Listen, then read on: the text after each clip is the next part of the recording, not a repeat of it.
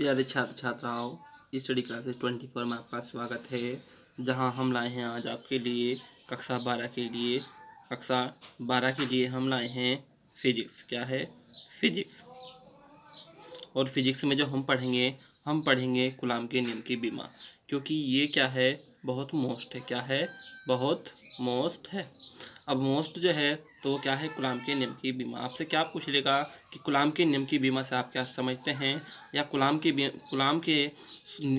का सूत्र क्या है, या पूछ लेगा कूलाम के नियम का मात्रक क्या है। तो ठीक है, तो आइए समझते हैं कूलाम के नियम की बीमा कैसे निकालते हैं। तो क्योंकि कूलाम के नियम से जो हम सूत्र जानते हैं, हम जानते हैं कि F बराबर 1/4πε0 और Q1 Q2/R स्क्वायर।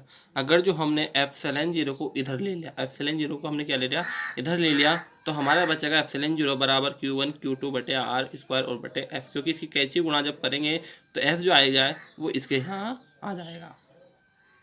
अब एप्सिलॉन 0 बराबर होता है Q1 की बीमा जो होती है वो होती है 80। Q1 की बीमा कितनी होती है? 80। और Q2 की बीमा कितनी होती है? 80। अब बटे में चलते हैं R स्क्वायर की बीमा जो होती है वो होती है L स्क्वायर। R स्क्वायर की जो बीमा होती है वो होती है L स्क्वायर। फिर होती है एफ की जो बीमा बोले तो न्यूटन की जो बीमा होती है mLt की घात -2। न्यूटन की बीमा कितनी होगी? mLt की घात -2। अब देखते हैं स्टेप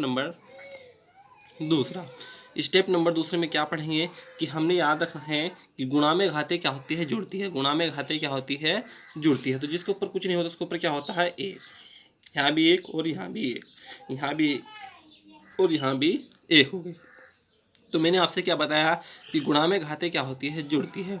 तो एक की घात एक यो है और एक की घात यो है, तो एक की घात कितनी हो जाएगी? 2। टी की घात एक यो है, टी की घात एक यो है, तो कितनी हो जाएगी? एक की घात 2 और टी की घात 2। अब चलते हैं नीचे, क्या नीचे? एल की घात 2 ये है और एक इसकी हो गई, तो एल की घात कितनी हो जाएगी? 3। तो एल की घात 3 और एम अकेला है तो एम सिंगल का सिंगल। अब टी की घात कितनी है? -2। टी की घात -2 क्योंकि यहाँ टी नहीं है, यहाँ सिर्फ क्या है? टी की घात -2, तो उसकी घात है टी की घात -2। अब क्या काम करते हैं, हमें पता है कि नीचे से ऊपर लेके जाएंगे माइनस का, तो ऊपर जाएगा क्या हो जाएगा? प्लस का। अगर ये नीचे प्लस का है तो ऊपर जाएगा कैसे? घात क्या में हो जाती है? माइनस में। अब एप्सिलॉन 0 बराबर होता है, अब आ गया है हमारा एल की घात 3 और टी की घात -2। अब हम इसे क्या ले गए? ऊपर ले गए। इसे क्या ले गए? एम एल की घात 3 और टी की घात -2 को ले गए ऊपर ले गए, तो ए स्क्वायर और टी स्क्वायर तो ऐसा का ऐसा ही। अब एम नीचे का जिसके पास कुछ नहीं होता उसके पास क्या होता है? 1। जिसके पास कुछ नहीं होता उसकी घात कितनी होती है? 1। अब नीचे प्लस की तो ऊपर जाके आएंगी हो जाएगी माइनस की। अब एल की घात नीचे जब 3 माइनस की तो ऊपर जाके आएंगी हो जाएगी, नीचे प्लस की है तो ऊपर जाके आएंगी हो जाएगी माइनस की।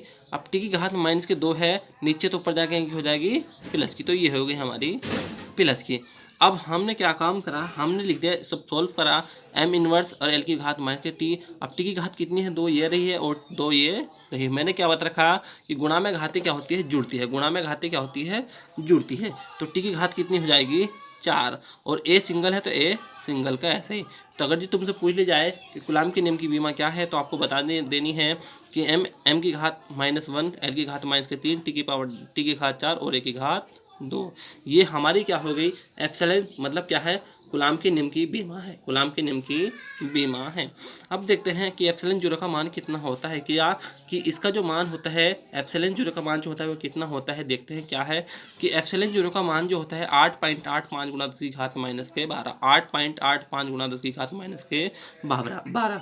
अब इसका मात्रक क्या होता है? कूलाम के नियम का मात्रक क्या होता है? तो कूलाम के नियम का जो मात्रक होता है, कूलाम स्क्वायर प्रति न्यूटन मीटर स्क्वायर। क्या होता है?